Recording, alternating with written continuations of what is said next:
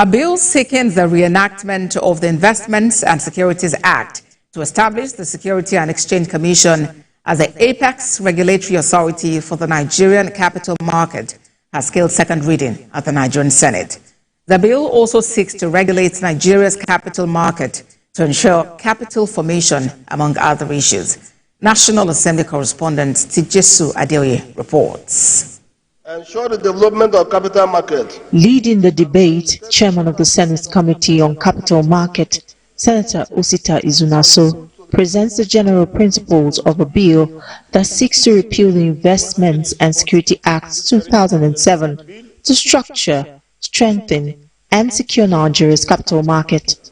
And finally, the bill, among other factors, seeks to establish a legal structure that will protect the integrity of the security market against all forms of abuse and prevent unauthorized, illegal, and fraudulent trade practices relating to security and investments. The bill is well structured, and each part dealing with specific issues relating to registration, regulation of exchanges and financial markets, infrastructure, management of systemic risk, regulation of new businesses, mergers, takeovers, and corporate restructuring. Other lawmakers in support of the bill say it is timely as it will ensure the development of the capital market, facilitate capital formations for economic development, promote financial stability, and contribute to the reduction of systemic risk. This amendment is very important to ensure that the Securities and Exchange Commission does its job in line with the global best practice. These functions are specific to Securities and Exchange Commission. They have the manpower, they have the capacity to handle. But when you allow other regulatory authorities to encroach on their territory, there are problems of regulation. There are problems of who should be held responsible for what. It will also enhance the capacity of the regulator, because I also understand, part from what the chairman said, this is also an attempt to strengthen the capacity of the regulator, which is the stock exchange. The ayes have it. The bill has been referred to the Senate Committee on Capital Market for further legislative action. TVC TVC News, Abuja. And the House of Representatives has called on Federal Ministry of Communications and Digital Economy to investigate the use of telecommunications network by bandits in collecting ransom. It also canvassed increased budgeting for the National Orientation Agency to facilitate citizens' engagement and awareness. National Assembly correspondent Joki Adisa has more. Two motions of urgent national importance kickstart the day's legislative business. Dalhatu Shehu raises a motion on the escalating banditry attacks in Faskari, Kankara, Sabua Federal Constituency. He says his constituents have become regular targets of bandits in the past months. The situation has deteriorated to the point where bandits now often provide bank accounts for ransom payment to be made for kidnapped victims.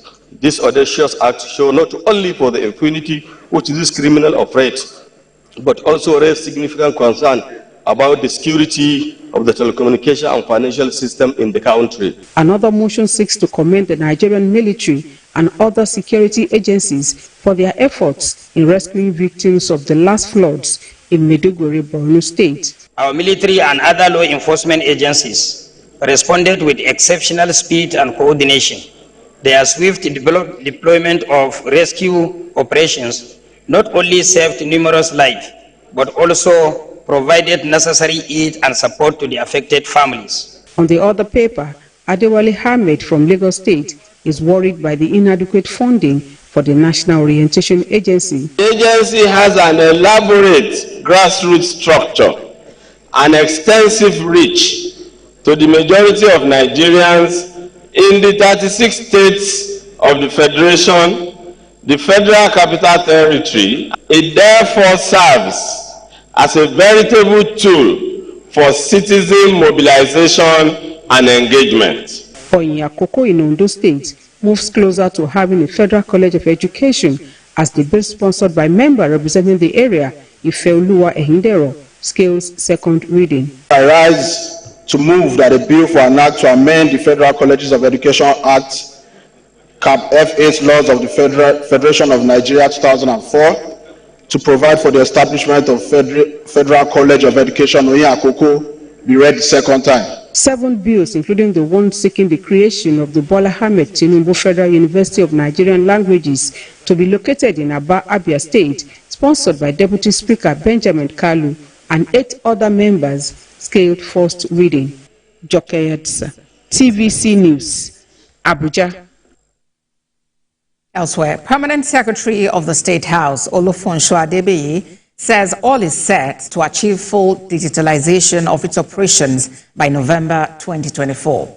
The Permanent Secretary disclosed this on Tuesday in Abuja during an oversight visit by the House of Representatives Committee on Special Duties to the data center located within the vicinity of the presidential villa. Olufunso Adebiyi said the completion of the digitalization process would enhance efficiency, security, and seamless operation of critical administrative functions at the State House. The visit, led by the House Committee Chairman on Special Duties, Kabir Tukura, was part of the legislator's statutory oversight to assess the performance of the 2023 and 2024 budgets of the State House. So far, so good. Releases that have been made have been utilized about 98–99%. That is quite commendable. There are no gaps and nothing much to talk about. 2023 has been completed. Members have asked questions and we've had responses from the PAMSEC. So far, I think we didn't have much to say. We are convinced that they are doing well. They are putting in their best. Let me state that the Dodam Barrack was once upon a time the federal seat of power, and it's been neglected over the decades. But right now, before the end of December, the entire Dodam Barrack will be wearing a completely new look. Away from that, Justice Emeka Nwite of the Federal High Court, Abuja, has declared Julius Abure as the chairman of the Labour Party. While delivering the judgment, Justice Nwite affirmed the Abure-led leadership and the March 2024 Newi Convention that produced the national leadership. Justice Nwite ordered INEC to recognize Mr. Abure as the legitimate chairman, overriding the Commission's earlier stance that Mr. Abure's leadership was invalid. The electoral body had said Julius Abure is no longer the national chairman of the Labour Party, citing that his tenure ended in June 2024.